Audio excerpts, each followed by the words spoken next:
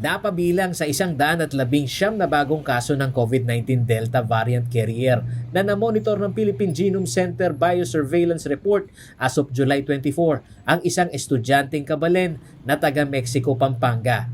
Ayon kay Dr. Hilario Larry Cunanan, ang chief ng Municipal Health Office ng Mexico, nito pang June 20 umalis ng probinsya ang 18 taong gulang na babaeng estudyante.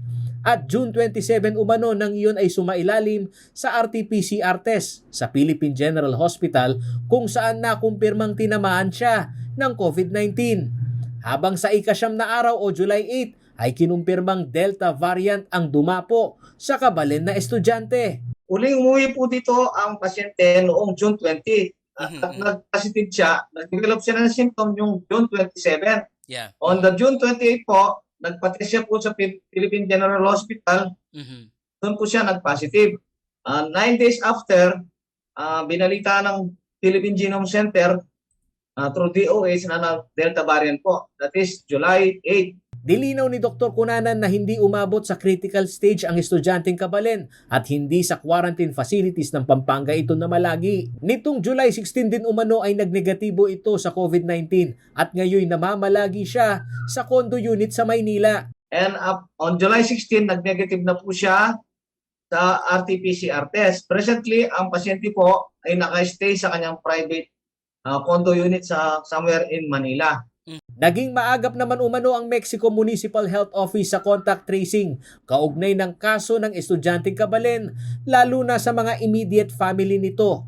Paglilinaw niya sa time frame na ito'y nagpositibo sa COVID-19 ay wala ito sa probinsya. Somewhere po in Mexico, personally po, ang inulungkod po, bumisita sa address ng pasyente, naabutan ko lang po ang kanyang nanay. Kanyang nanay, ang kanyang tatay ay nagtatrabaho sa Laguna. Nung pumalaman niya na nagpositive na nga po yung anak, hindi na muna siya umuwi. Bagamat hamon sa Municipal Health Office ng Mexico, Pampanga na pagbutihin ng contact tracing sa mga ganitong insidente sa kanilang bayan, malaki umano ang hinala nila na hindi sa Mexico nakuha ng estudyante ang Delta variant o mas nakakahawang strain ng COVID-19. Lalo na po ngayon, tumataas naman ang kaso. Ginagawa po namin po, pag galing sa NCR, we make sure na galing sa declare nila na galing sa Maynila, tapos kung positive, mag-report kagad sa nearest RHU unit nila. Tapos mag-intensify po ang aming contact tracing and investigation. As of July 24, sa report ng Philippine Genome Center Biosurveillance Report, nasa 12 ang aktibong kaso ng COVID-19 Delta variant sa bansa. 103 naman ang recovered at 4 dito ang nasasawi. Paulo G. Santos, CLTV News.